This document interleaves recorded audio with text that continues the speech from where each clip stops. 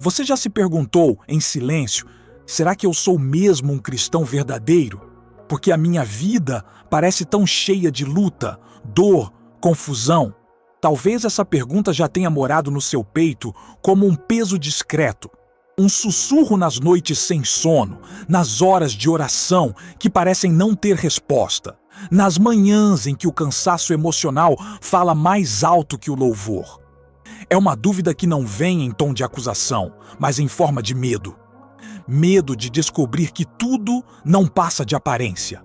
Pense por um instante em cenas simples e reais. Você ama a Deus. Isso você sabe no íntimo, mas a conta do mês não fecha, a criança precisa de atenção, o cônjuge está distante, a ansiedade aperta e o sono foge. Você vê alguém na igreja que, ao seu olhar, tem uma vida espiritual mais brilhante. Fala com mais firmeza, parece menos abalado. A comparação corrói. Ou então, ao encarar o próprio coração, você encontra falhas, quedas repetidas, palavras que ferem, promessas a si mesmo que não cumpriu. Essa visão crua gera uma voz interior que teme ser um impostor diante de Deus e das pessoas. E tem também a paisagem ao redor. Irmãos que desanimam, amigos que esfriam na fé, gente que abandona a caminhada quando a crise aperta. Você observa esses movimentos e se pergunta: se tantos sucumbem, será que a minha fé também está vulnerável? Esse cenário alimenta uma angústia bem definida. O temor de ser apenas um crente de aparência, alguém que agrada com rótulos, mas não sustenta a fé quando sopram ventos contrários. Nomear esse medo é um passo necessário. Dizer com coragem: tenho medo de não agradar a Deus. Tenho medo de não ter uma fé que permaneça. Não te enfraquece. Ao contrário, revela honestidade espiritual. E é justamente nesse ponto que quero te oferecer uma nova lente. E se eu te dissesse que os verdadeiros sinais de um cristão não aparecem quando tudo vai bem, mas justamente quando a vida aperta? Imagine a fé como uma chama. Quando reina uma brisa suave, qualquer fogo parece forte. É sob o vento cortante que se vê se a chama realmente resiste. Imagine também uma árvore. Quando chove sempre, todas as raízes parecem firmes. É na seca que as raízes que realmente buscam água se aprofundam. Ou pense num barco em alto mar. A âncora não é visível enquanto o mar está calmo, mas é ela que, quando vem a tempestade, impede que o barco seja levado. Por isso escolhi o título deste encontro com você: 7 sinais de que sua vida reflete um cristão verdadeiro, mesmo nas dificuldades. Repare que o foco não é perfeição. Não vamos medir vocação pelo número de acertos. Nosso olhar será sobre evidências internas, práticas e discretas de autenticidade, marcas que surgem no modo como você vive, não apenas no que você professa. Será uma busca por sinais que Deus, com ternura, tem gravado no seu caminho, mesmo em meio à dor.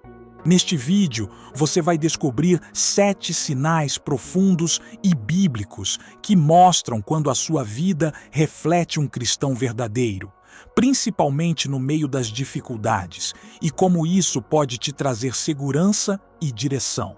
Não ofereço respostas mágicas nem atalhos que ignoram a realidade do sofrimento, mas proponho uma leitura esperançosa, que a prova, muitas vezes, revela a obra de Deus mais do que a facilidade. Ao identificar essas marcas, você poderá encontrar consolo, coragem para perseverar e um mapa prático para crescer no meio das tempestades. Antes de continuar, quero te convidar a fazer um gesto simples e significativo agora. Escreva nos comentários a frase "firme em Cristo" e a cidade de onde você está assistindo. Ao colocar essas palavras, você está declarando algo diante da comunidade. Senhor, mesmo sem entender tudo, eu quero permanecer firme em Ti. Esse pequeno ato é um sinal de fé pública e pessoal. Um Aqui estou, que consola o coração e fortalece outros que estão lendo. Não subestime o poder desse gesto. Há irmãos e irmãs em dezenas de cidades enfrentando provas intensas. Desemprego, luto, relacionamentos quebrados, crises de identidade. Muitos estão decididos a não abandonar a fé, mesmo quando a caminhada é pesada. Quando você comenta, você conecta sua história à deles. Sua coragem acende a coragem de outro. De repente, a solidão do pecado e da dor se transforma em uma sala onde vozes se apoiam mutuamente, lembrando que não estamos sozinhos nesta batalha. Agora, respire fundo. Faça isso devagar, levando o ar até a barriga e soltando com calma. Depois de escrever, respira fundo. Porque o primeiro sinal de um cristão verdadeiro não aparece no aplauso dos outros, mas numa decisão silenciosa do coração.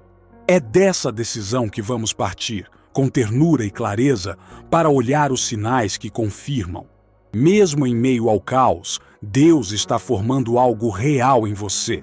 A palavra de Deus nos dá um entendimento claro e consolador sobre como reconhecer a autenticidade da nossa fé. Ela não se mede pela ausência de problemas, mas pela presença de fruto, caráter e perseverança no meio das provações.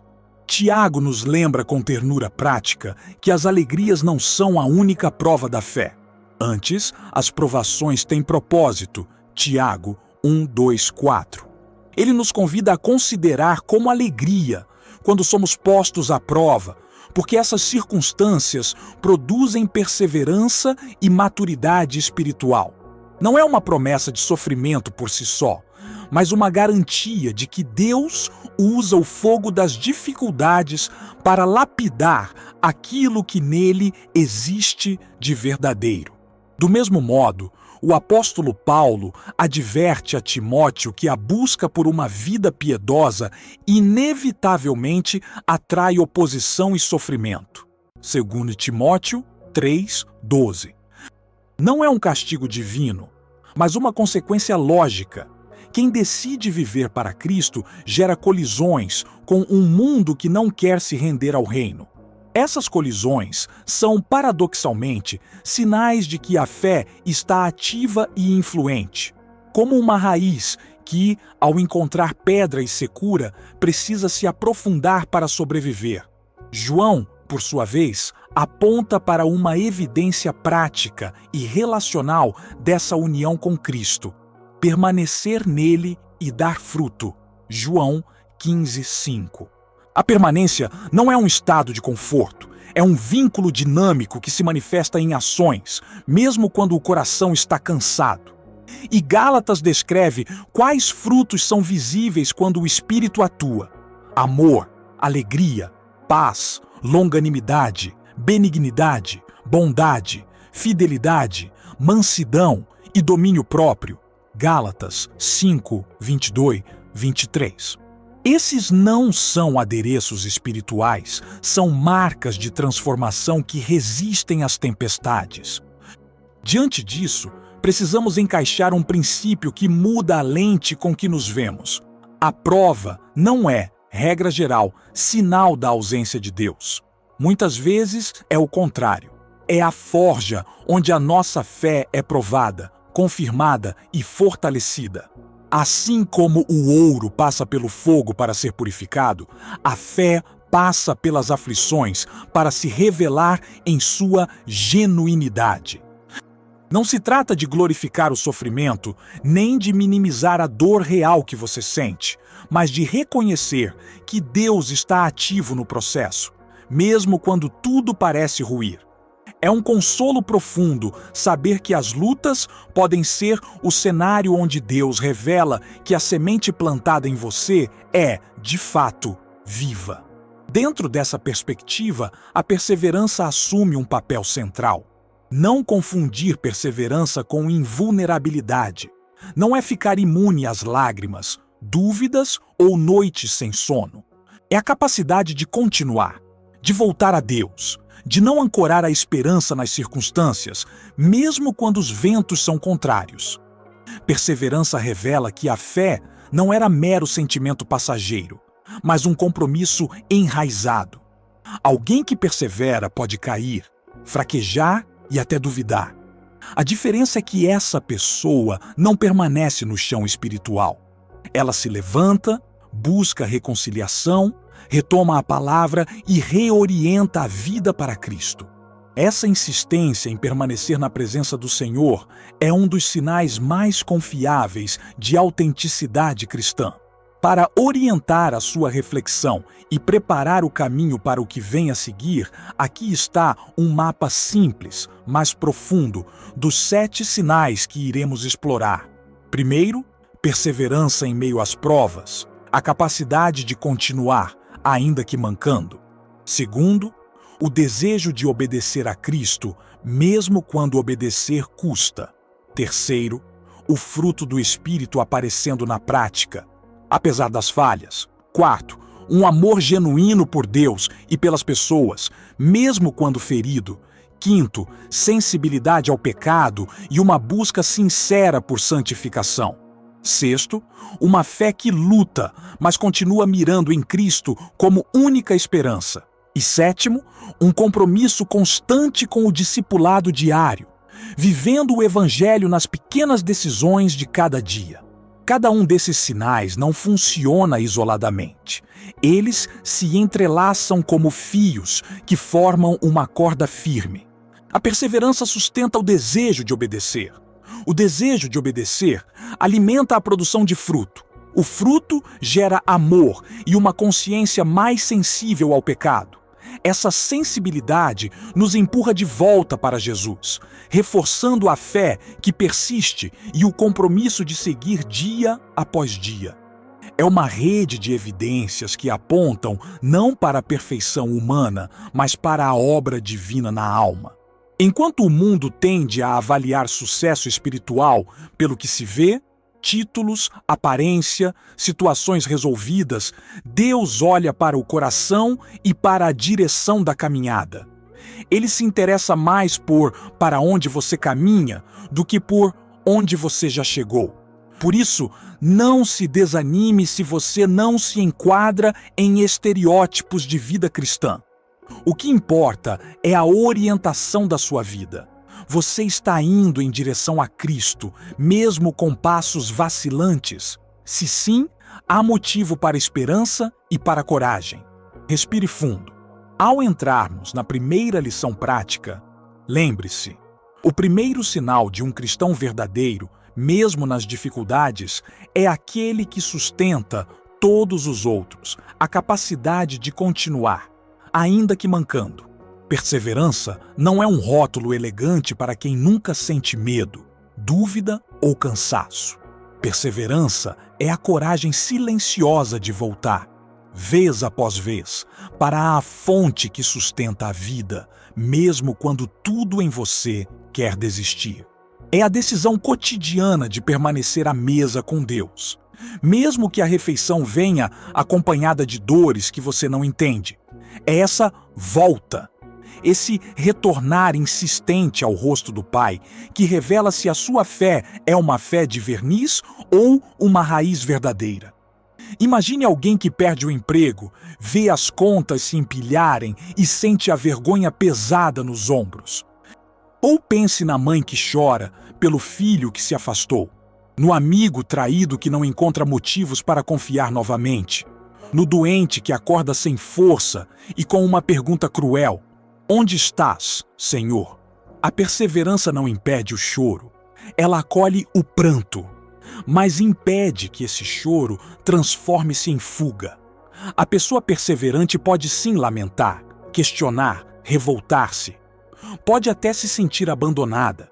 Mas, como reflexo automático, em meio à angústia, vem o Deus me ajuda, o gesto de abrir a Bíblia, de procurar alguém para orar. Enquanto muitos fogem de Deus quando a prova aperta, quem persevera segue correndo para Ele. Na Bíblia, encontramos rostos que exemplificam essa postura. Jó teve tudo arrancado: saúde, família, bens.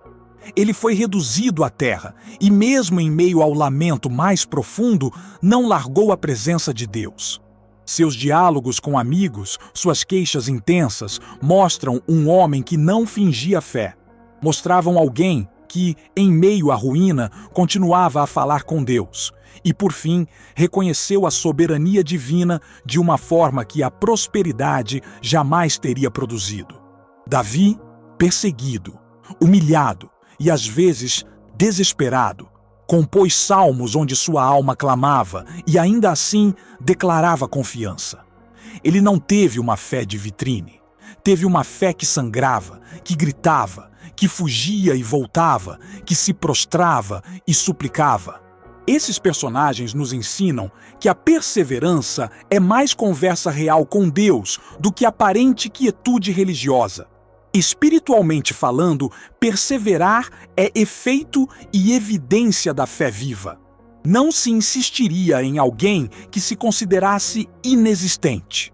Se você continua buscando a Deus, mesmo quando a experiência parece vazia, é porque algo dentro de você reconhece Cristo como real. Um broto que não quer morrer, uma raiz que busca água no solo seco. A perseverança acontece quando o Espírito, gentilmente, não deixa que o afastamento seja a opção final. Ela não é mera teimosia, é fruto de uma confiança que cresce diante da prova. Pense na fé como uma chama.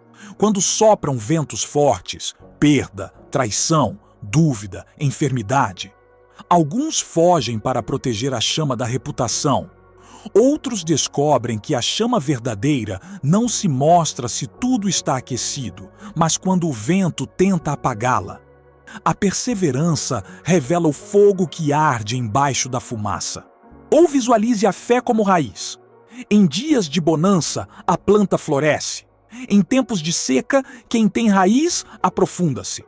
A perseverança é essa raiz que não se contenta com a superfície. Há frases que ajudam a ajustar o coração quando a alma vacila. O verdadeiro cristão não é o que nunca cai, é o que sempre volta. Esse retorno diz muito sobre a qualidade da sua relação com Deus. Outro pensamento que conforta. A prova não mata a fé verdadeira, ela a revela e fortalece. Em vez de enxergar a provação como sinal de falta, olhe para ela como lapidação. O diamante só se revela após o fogo e o polimento. Na prática, como saber se a sua perseverança é sincera? Observe suas reações quando o chão some por algum tempo. Você corre para hábitos que lhe acabam, entorpecentes, desculpas, isolamento, ou corre para recursos espirituais que já te sustentaram no passado. Oração honesta, comunidade que ora com você, leitura da palavra que conforta e corrige, confissão que cura. Perseverar é, muitas vezes, uma série de escolhas pequenas. Abrir a Bíblia por 5 minutos, ligar para um irmão, ir ao culto mesmo cansado, confessar a dor em vez de escondê-la. Essas pequenas insistências somam-se e moldam um caráter que reconhece Deus como Senhor, mesmo quando as circunstâncias parecem contradizê-lo. Para cultivar perseverança, algumas práticas simples ajudam. Lembrar dos testemunhos do passado, como Deus já agiu em sua vida. Escrever orações de lamentação que se transformem em súplica. Estabelecer comunidades de responsabilidade que o segurem quando a vontade é de sumir. E repetir as promessas bíblicas que falam ao seu caso. Não subestime pequenas disciplinas. Perseverança raramente nasce de um grande gesto heróico. Nasce de escolhas contínuas, repetidas no silêncio do coração. Também é importante entender que perseverar não é resistir sozinho. Muitas vezes Deus nos sustenta por meio de irmãos que nos seguram, palavras que nos alcançam e orações que nos cobrem. Não confunda perseverança com isolamento heróico. Voltar a Deus inclui abrir a porta para ser ajudado. Se, no seu momento mais duro, você ainda se pega dizendo, Deus, me ajuda, ou abre a Bíblia com mãos trêmulas, ou busca um irmão para orar, isso é um sinal poderoso. Ele revela que, apesar das trevas, algo dentro de você ainda confia que Deus é real. E que essa fé quer, mesmo mancando, caminhar. Não minimize esses movimentos. Eles não são sintomas de hipocrisia, mas de vida fermentando. A verdade é consoladora. Deus não exige que você nunca caia.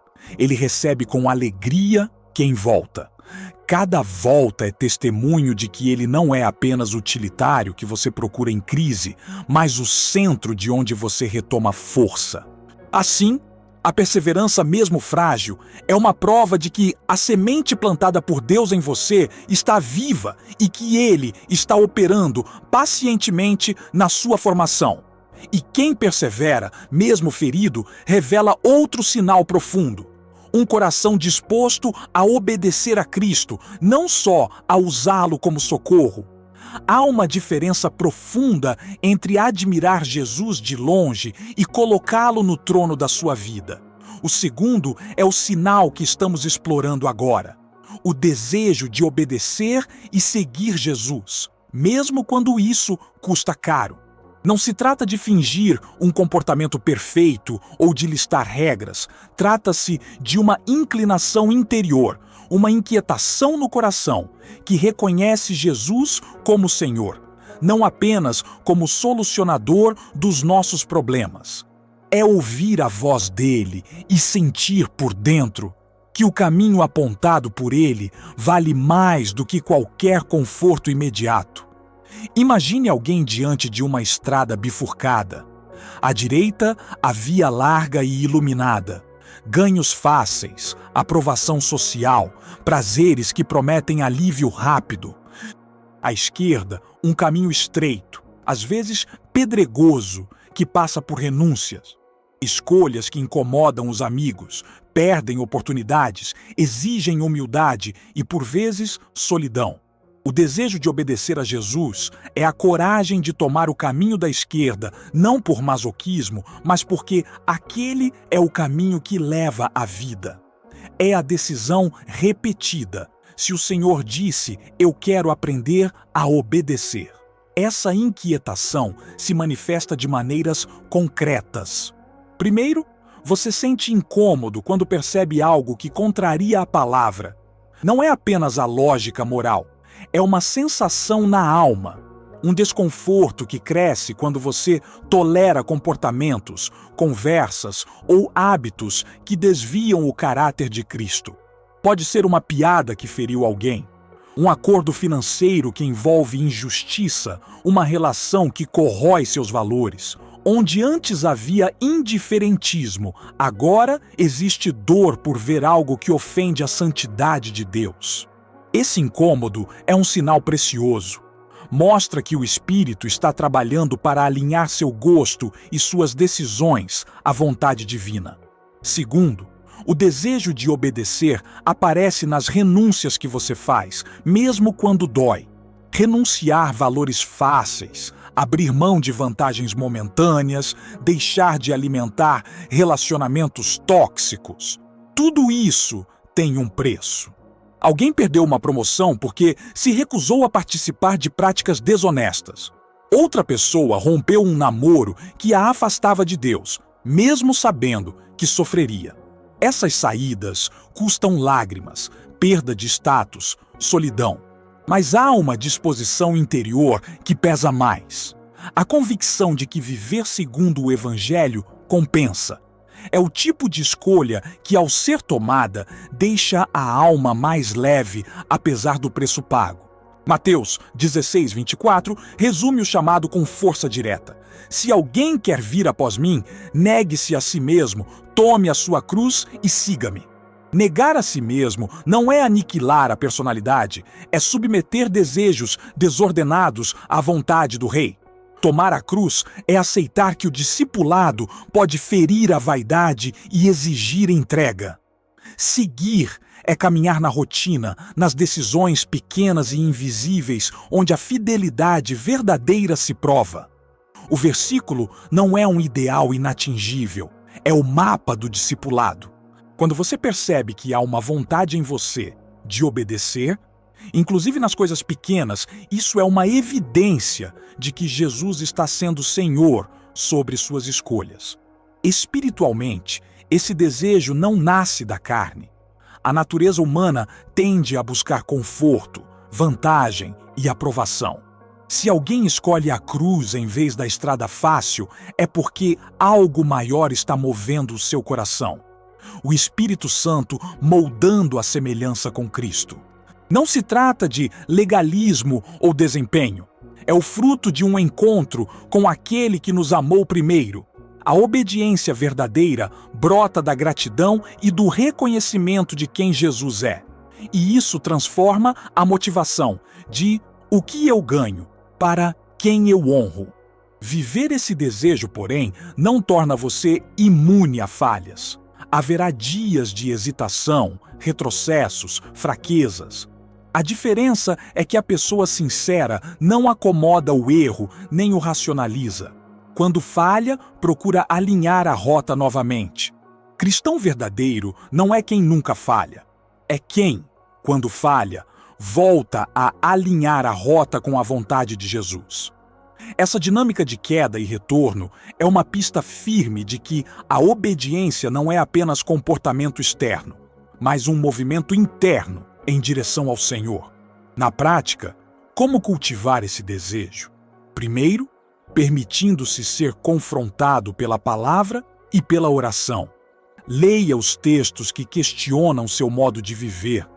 Deixe a Escritura interpelar, não apenas confortar. Segundo, crie ambientes de responsabilidade. Confie seu processo a irmãos maduros que possam amarmente repreender e orientar. Terceiro, aprenda a dizer não nas pequenas coisas. A obediência ganha força quando é treinada nos detalhes. Controlar a língua, administrar com integridade, escolher relacionamentos que edifiquem. Pequenas renúncias repetidas constroem coerência. Também é útil lembrar a analogia do vaso. A obediência é como moldar barro nas mãos do oleiro. O trabalho às vezes aperta, corta, ajusta, é desconfortável. Mas a intenção é transformar aquela matéria bruta em algo belo e funcional. Se você sente dor durante o processo, não é sinal de que Deus está ausente. Muitas vezes é prova de que a obra está acontecendo. E como toda obra artesanal, exige tempo e paciência. Há desafios específicos na cultura atual. A pressa de um sucesso instantâneo, a tentação de sincretizar valores, a relativização da verdade. Nesses contextos, o desejo de obedecer assume um valor profético. Você vive diferente não para se isolar, mas para ser semente que produz vida. A sua renúncia pode parecer perda aos olhos do mundo, mas é investimento na eternidade. Lembre-se, o que você escolhe abandonar por Cristo volta, transformado em paz interior e testemunho. Se, ao ouvir isso, você sente no peito um movimento de vontade, ainda que tímido, isso é motivo de esperança. Não subestime um começo pequeno. Deus honra corações que desejam obedecer. Comece com um passo. Escolha uma área em que você sabe que precisa renunciar ou alinhar. Ore, busque suporte e dê o primeiro gesto concreto. Obediência cresce quando praticada. E quando alguém decide obedecer, mesmo em meio às lutas, um terceiro sinal começa a aparecer. O fruto do Espírito, ainda que aos poucos.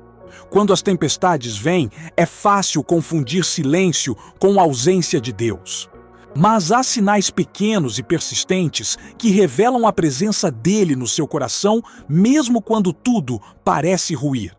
2 desses sinais, o fruto do Espírito que brota na prática e o amor genuíno que permanece mesmo ferido, são como sementes que, plantadas em terreno árido, começam a nascer e a provar que há vida por baixo da seca.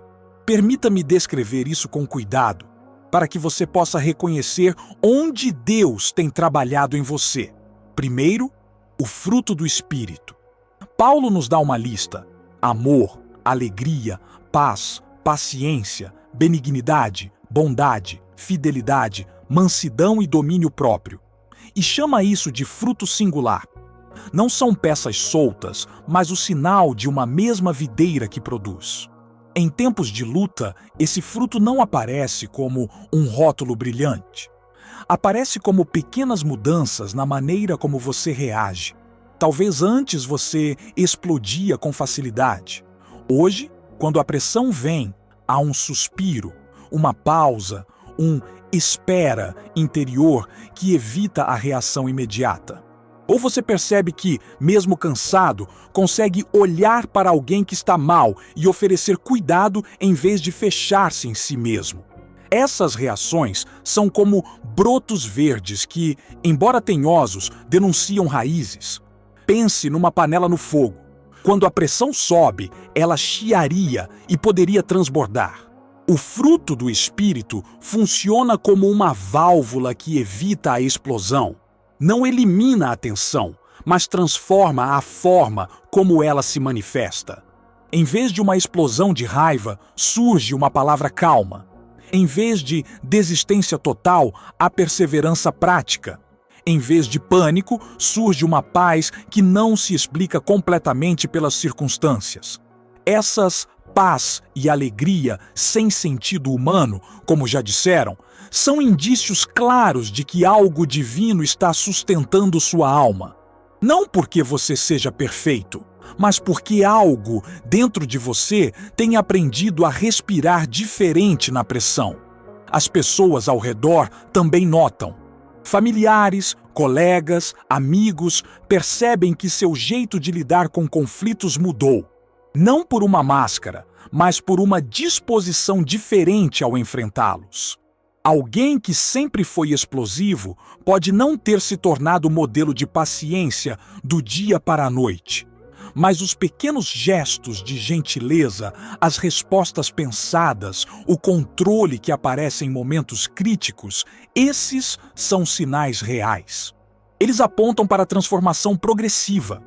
A santidade não é um estalo, é uma caminhada de um passo, outro, mesmo quando o chão é escorregadio.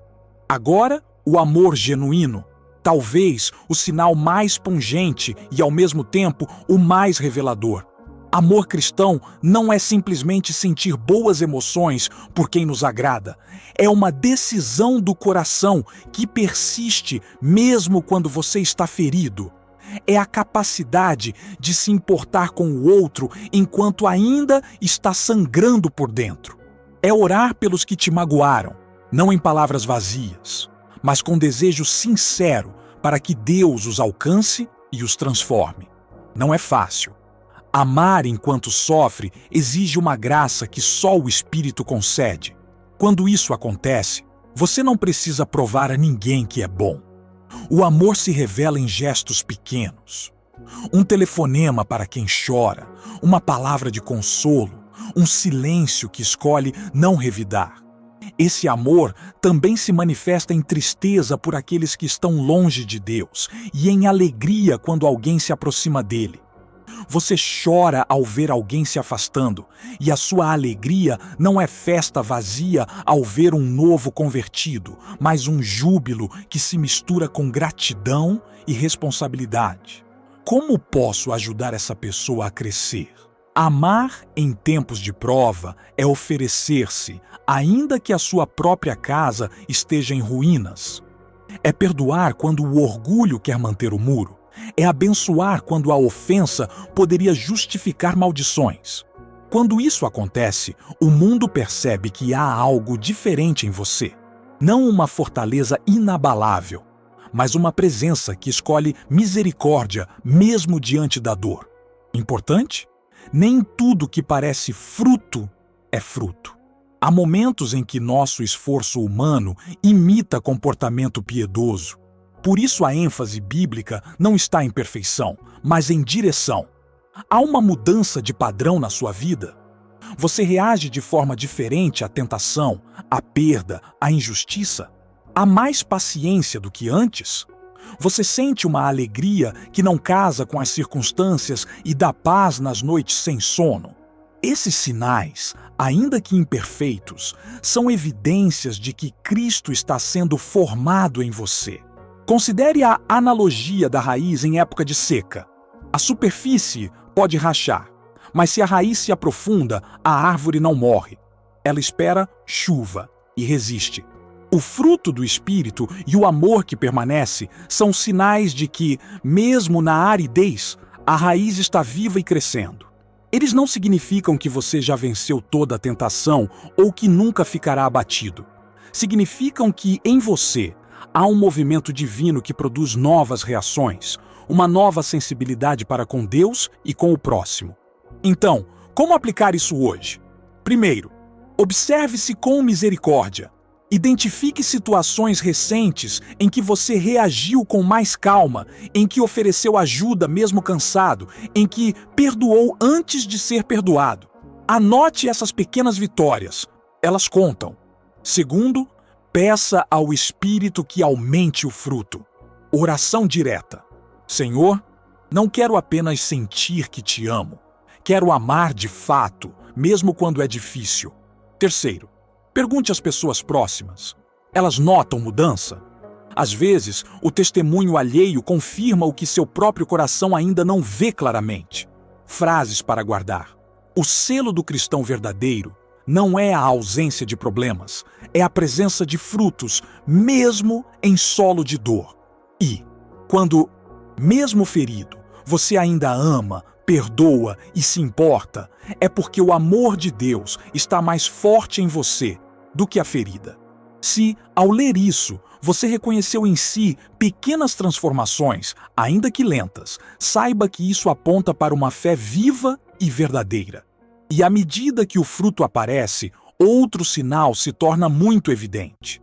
Como você lida com o pecado e com a santidade. Há um sinal que muitas vezes nos pega de surpresa porque não o desejamos e, paradoxalmente, ele é um dos indicadores mais claros de que Deus está trabalhando em nós. A sensibilidade ao pecado e o desejo sincero de santificação. Não se trata de uma perfeição súbita ou de uma autocrítica que nos paralisa. Trata-se daquele incômodo interior que aparece quando percebemos que algo em nós está desalinhado com Jesus. É como um alarme delicado que o Espírito acende para nos chamar de volta para o caminho da vida. Quando você peca, a primeira coisa que acontece não é necessariamente culpa esmagadora, mas uma inquietação no coração. Em vez de simplesmente racionalizar ou deixar para lá, você sente peso, vergonha que não é apenas vergonha social, mas uma tristeza espiritual. Você encontra palavras de pedido, perdão, Senhor, antes mesmo de tentar justificar a sua falha. Há uma vontade de consertar, de reparar, de restaurar relacionamentos feridos. Esse sentir profundo mostra que algo vivo existe dentro de você. A presença confortadora e também convictiva do Espírito Santo. Pense num jardim. Quando uma planta começa a definhar, o jardineiro atento percebe sinais sutis. Folhas amareladas, solo mais seco que o normal, menos vigor no crescimento. E age. Do mesmo modo, quando o solo da nossa alma já contém vida, a menor mudança no ambiente espiritual provoca uma reação. Sentimos sede de correção. Procuramos a boa poda. Já o terreno árido não reclama, não muda. Aceita qualquer erva daninha sem perceber o estrago. Assim é com o coração espiritual. A sensibilidade ao pecado é indício de que o Espírito está vivo, cuidado e disposto a transformar. Essa sensibilidade se manifesta de várias formas práticas. Primeiro, há uma consciência que não permite o conforto na prática do erro. Antes, talvez você aceitasse erros como parte da vida, agora eles doem. Você sente vontade de pedir perdão a Deus e às pessoas, de fazer restituição quando possível. Em segundo lugar, sua reação ao falhar muda. Em vez de se esconder ou protestar, existe um impulso de confissão e arrependimento genuíno. Você não busca apenas aliviar a culpa, mas restaurar comunhão. Em terceiro lugar, surge um desejo ativo de se afastar de situações, ambientes, conteúdos e hábitos que facilitam a queda. Isso pode significar trocar amizades, ajustar rotinas, limitar o acesso a certos meios, não por moralismo legalista, mas por amor à vida espiritual que cresce dentro de você. É importante dizer com clareza: essa sensibilidade não é algo que vem da carne ou do orgulho. Se alguém se envergonha do pecado por medo da opinião alheia, isso é superficial. A tristeza que caracteriza o Filho de Deus é uma tristeza por aquilo que ofende ao Pai. Como disse alguém, quem é de Cristo não celebra o pecado, se entristece com ele, e essa tristeza é um sinal de vida, não de fracasso. Quando o coração se contrai diante do erro, quando a alma clama por mudança, isso revela que a graça está agindo. Como saber se essa dor é saudável e não uma escravidão autodepreciativa? Há algumas marcas. A tristeza leva ao arrependimento prático e não à paralisia. Ela promove ações concretas, confissão, pedido de perdão, busca de ajuda, e não apenas remorso interior que se autoalimenta. A pessoa sensível ao pecado reconhece sua limitação, mas não fica presa nela. Ela volta seus olhos para a fidelidade de Deus, para o perdão disponível em Cristo e se dispõe a caminhar em santidade com humildade, não com autojustiça.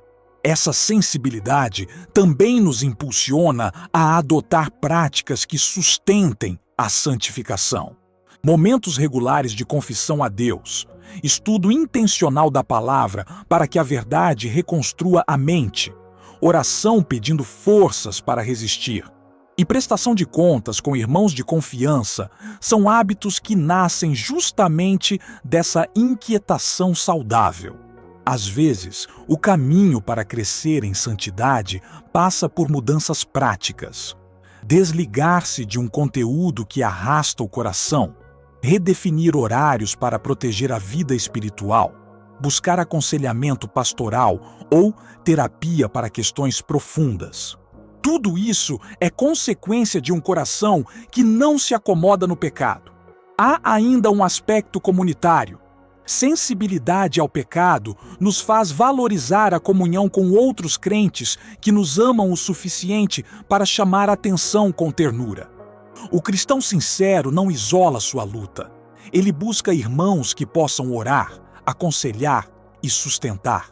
Esse movimento social e espiritual é parte do processo de santificação, pois somos chamados a caminhar juntos, ajudando-nos mutuamente a permanecer fiéis.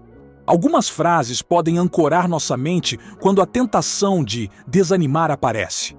Deus não te pede perfeição instantânea, mas um coração que não se acomoda no erro.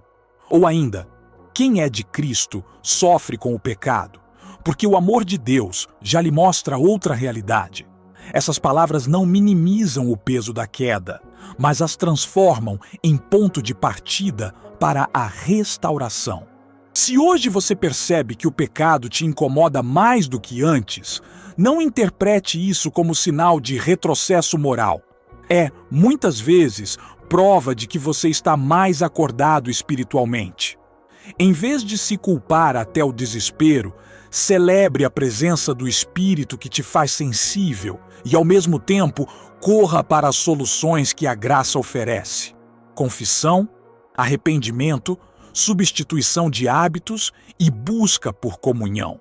Lembre-se de que santificação é processo. Uma caminhada em que cada passo pequeno, cada decisão de evitar o pecado e voltar-se para Deus conta.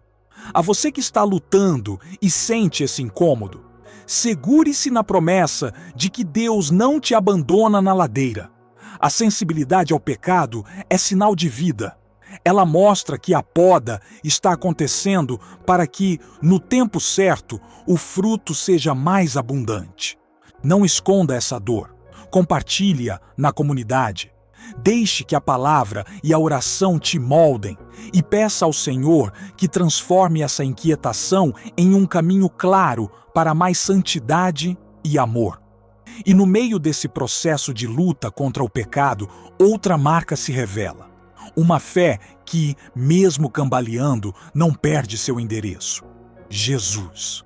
Há algo profundamente comovente em ver uma fé que, mesmo ferida, continua olhando para Jesus. Esse é o sexto sinal. Uma fé que luta, às vezes cansada e cheia de perguntas, mas que insiste em segurar a mão de Cristo. Pense numa vela em noite tempestuosa. O vento sopra forte, a chama oscila, quase se apaga, mas permanece acesa porque alguém a protege com as mãos. Assim é a fé verdadeira. Não é ausência de dúvida, é persistência diante da dúvida. É o grito: "Eu não entendo tudo", seguido de um ato simples e corajoso, mas sei em quem tenho crido. Na prática, essa fé se manifesta em gestos pequenos e constantes. Você pode acordar com o coração pesado, sem respostas, e ainda assim buscar a presença de Deus ao invés de se refugiar em escapismos. Pode ter a tentação de colocar a sua esperança em dinheiro, em um cargo novo, em uma solução humana. E mesmo assim, quando os atalhos aparecem, você recua porque algo mais profundo o ancora em Cristo. É a pessoa que, depois de uma decepção com líderes, com instituições ou com sistemas, volta a orar e a confiar, consciente de que nenhum remédio humano é definitivo.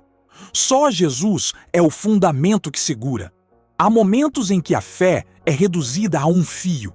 Uma oração sussurrada no escuro, um versículo repetido como um mantra, um suspiro. Senhor, ajuda-me a crer.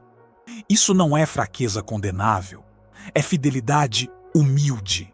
Jó é um grande exemplo dessa fé que persiste quando tudo desaba.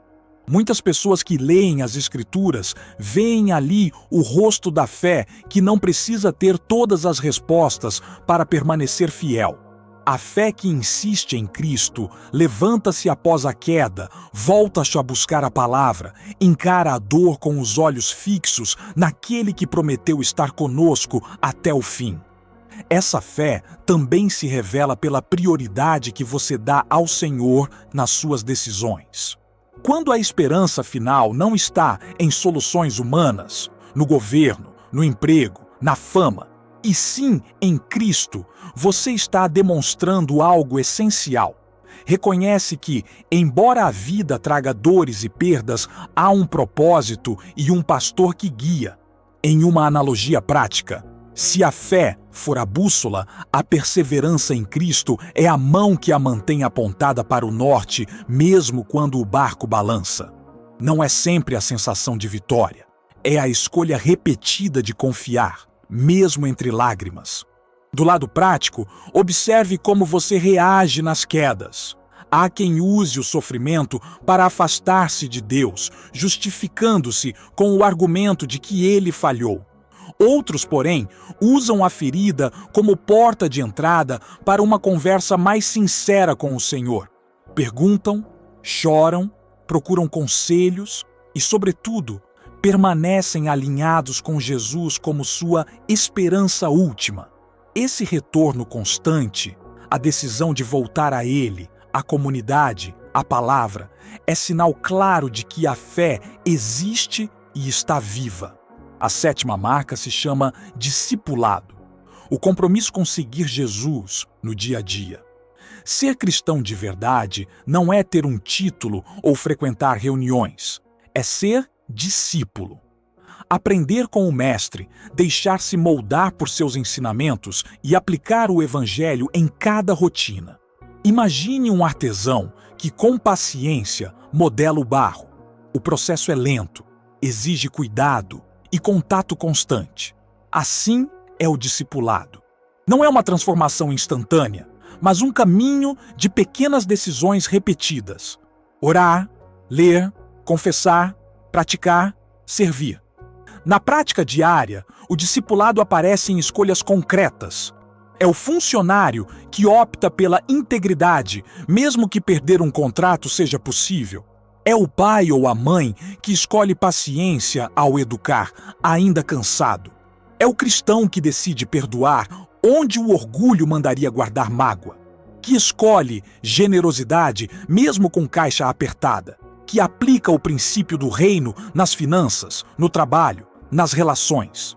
Essas decisões, muitas vezes invisíveis, são o leito onde a fé verdadeira cresce.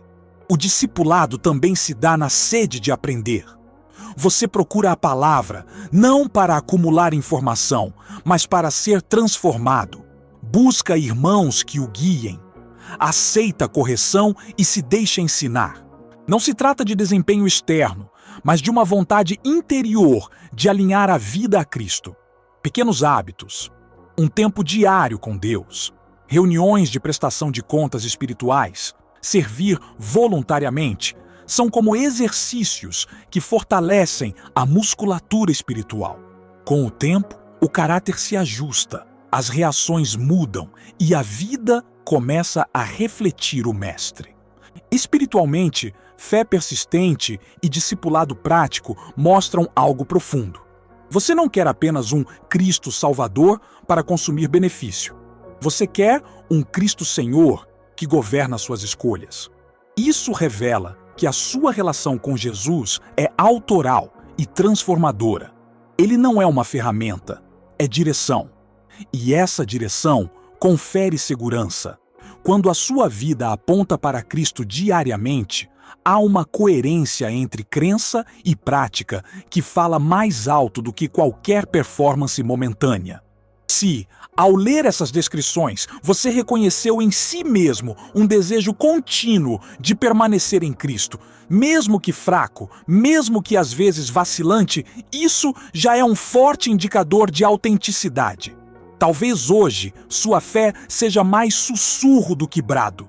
Talvez você não veja todos os frutos visíveis ainda, mas a presença do desejo de caminhar com Jesus, de aprender com Ele e de ajustar a vida à sua vontade é evidência de que Deus está trabalhando. Se em alguns desses sinais você se enxergou, mesmo que fraquinho, a parte final deste vídeo é um abraço de Deus dizendo: "Eu vejo a minha obra em você." Se você ficou até aqui, quero começar reconhecendo o que isso já diz sobre você. Você não quer uma fé de vitrine. Não se contenta com rótulos vazios. Ficou até o fim porque deseja que Cristo seja formado em você, mesmo no meio das lutas, e porque quer sinais reais, não truques espirituais, de que a sua vida está sendo transformada. Essa disposição de olhar para dentro, de medir a fé por suas evidências práticas e internas, é preciosa para Deus e profundamente necessária neste tempo. Não subestime o valor de você ter permanecido neste vídeo. É um pequeno ato de coerência que revela um coração inquieto por autenticidade. Vamos recapitular com cuidado os 7 sinais que vimos, para que você possa reconhecê-los em si mesmo, mesmo que ainda tímidos, e para que saiba que, se alguns estão faltando, há esperança e caminho para crescer. Primeiro, perseverança em meio às provas. Isso não significa que você nunca cai ou não sente dor. Significa que, mesmo caído, seu caminho natural é voltar a Deus. Você pode chorar, duvidar, reclamar, mas ainda se encontra chamando pelo Senhor, voltando para uma palavra, buscando a comunhão. Esse retorno contínuo é uma marca de fé que não é mera ideia, mas relacionamento. Segundo, desejo de obedecer e seguir Jesus, mesmo quando custa. Há pessoas que oram somente quando precisam. Outras, apesar de todas as dificuldades, passam a ouvir um chamado mais profundo. Senhor, mesmo que doa, eu quero andar conforme a tua vontade. Esse incômodo diante do pecado, essa disposição para renunciar a algo que atrasa sua caminhada com Cristo, é sinal de que Ele está senhorando sua vida. Obediência que surge no preço, e não apenas no conforto, é evidência concreta de transformação. Terceiro, o fruto do Espírito aparecendo aos poucos. Não espere perfeição de uma hora para outra, espere mudança progressiva. Você passou a reagir de maneira diferente. Menos explosão, mais paciência, mais benignidade quando alguém te magoa, pequenas alegrias nas coisas simples, mesmo em meio à dor. Essas reações são como brotos na planta que estava sofrendo. Sutis, mas reais. Quarto, amor genuíno por Deus e pelas pessoas, ainda que feridas. Amar o próximo quando ele te feriu, orar pelos que te causaram dor, chorar por quem está longe de Deus. Essas atitudes denunciam a presença viva do Cristo em você. Quinto, sensibilidade ao pecado e desejo de santificação. Não é culpa paralisante, nem perfeccionismo angustiado. É uma tristeza que conduz ao arrependimento e à mudança. Quando errar te pesa, quando você não consegue justificar com facilidade o que antes parecia normal, saiba que isso é sinal de vida. O Espírito está acordando sua consciência. Sexto, uma fé que luta, mas que insiste em olhar para Cristo como sua esperança. Você tem perguntas. Talvez até sua fé vacile, mas não muda de destino. Jesus continua sendo seu porto final. E sétimo, compromisso com o discipulado diário. A decisão de aprender, ajustar rotas, aplicar o evangelho na família, no trabalho, nas finanças, na forma de tratar seus afetos. Não é um momento de emoção, é uma caminhada cotidiana. Entenda uma coisa bonita e libertadora. A obra desses sinais é, em grande parte, de Deus. Não se intimide porque o processo é lento ou porque você se vê falhando. A Escritura diz que aquele que começou a boa obra em você a completará. FP 1-6. Deus é o artífice paciente que vai suando, modelando e consolando. Quando você enxerga só pequenos sinais, uma oração mais sincera, um gesto de perdão, a coragem de se confessar, celebre. Mesmo centelhas de verdade são suficientes para queimar, com o tempo, em chama que ilumina mais do que se imagina. Quero também elogiá-lo sinceramente. Você faz parte de uma minoria preciosa, daqueles que escolhem olhar para a realidade interior e medir a fé por presença, não por aparência. Em tempos em que muitos medem fé por sucesso ou ausência de dor, vocês escolhem medir por fidelidade, por retorno a Cristo e por mudanças profundas de caráter. Isso é coragem. Isso é fidelidade. Isso é caminho. Não é fácil. E talvez você se sinta sozinho, mas saiba, há uma comunidade invisível de irmãos caminhando nas mesmas marcas e o Senhor valoriza cada passo seu. Agora, convido você a um momento de entrega. Se estiver disposto, feche os olhos por um instante e repita comigo, em espírito ou em voz: Senhor, reconheço que preciso de Ti. Fortalece em mim os sinais que ainda são pequenos. Cura minha insegurança e meu medo de não ser suficiente. Dá-me perseverança quando tudo me convida a desistir. Ensina-me a obedecer, mesmo quando isso custa. Alimenta o fruto do teu espírito em meu coração. Dá-me sensibilidade ao pecado que leva ao arrependimento. Sustenta minha fé quando ela fica cansada. Ajuda-me a ser discipulado todos os dias. Faça dessa oração sua. Personalize com nomes e situações específicas. Peça que o Espírito revele onde ele já está trabalhando e onde você precisa abrir espaço para a graça agir. Se essa entrega ressoou com você, quero propor um pequeno gesto público de compromisso. Escreva nos comentários a frase "Quero viver como cristão verdadeiro". Não é teatro. É uma declaração simples que ajuda sua alma a assumir uma postura. Ao escrever, você está dizendo: Senhor, eu não quero apenas crer com a boca. eu quero refletir Cristo na vida real, inclusive nas dificuldades. Esse ato conecta você a outros que desejam a mesma coisa. Cria uma rede de irmãos que se veem e se fortalecem mutuamente. Não subestime o poder de uma confissão pública em meio à comunidade. Algumas orientações práticas para continuar esse caminho. Reserve tempo para um inventário pessoal. Depois do vídeo, pegue um caderno e faça 2 colunas. Na primeira, anote quais dos 7 sinais você já enxerga na sua vida. Na segunda, escreva quais sinais você deseja pedir a Deus que fortaleça. Seja franco consigo mesmo.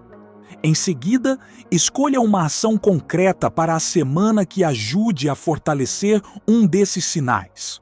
Pode ser passar 1 hora extra na palavra, pedir perdão a alguém, abrir mão de um hábito que puxa para longe, encontrar um irmão de confiança para prestar contas. A fé vive de passos pequenos, mas constantes. Recomendo ainda que, nos próximos dias, você leia e medite em Tiago 1, João 15 e Gálatas 5. Tiago 1 vai te lembrar que as provações geram perseverança. João 15 revela a beleza e a necessidade de permanecer em Cristo. Gálatas 5 expõe o fruto do Espírito como marca de vida transformada. Peça ao Espírito, antes de começar a leitura, que lhe mostre onde ele está agindo e onde você precisa cooperar. Faça da palavra um espelho amoroso que aponta não para condenação, mas para direção. Antes de encerrar, algumas chamadas práticas. Se este conteúdo te ajudou, inscreva-se no canal para receber mais mensagens que alimentam a caminhada. Curta e compartilhe com alguém que esteja em provação. Talvez essa pessoa esteja achando que suas lutas invalidam sua fé. Nosso objetivo é alcançar corações feridos e lembrá-los. Justamente na tempestade, a presença de Cristo pode ser mais clara do que nunca. Cada like e cada compartilhamento é um gesto de esperança que pode alcançar um irmão desesperado.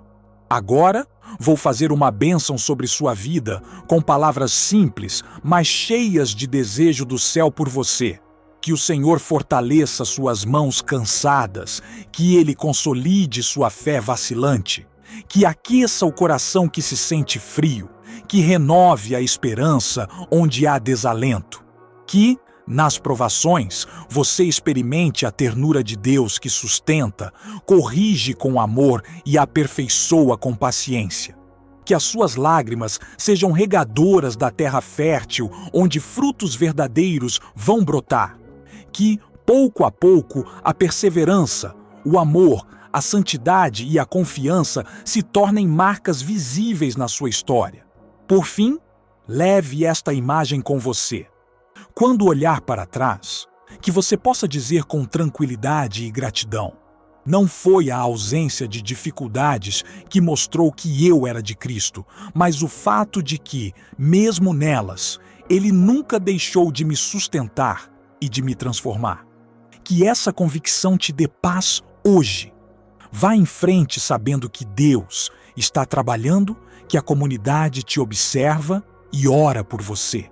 E que cada ato de fé, por menor que seja, é testemunho da presença vivificante de Cristo em sua vida.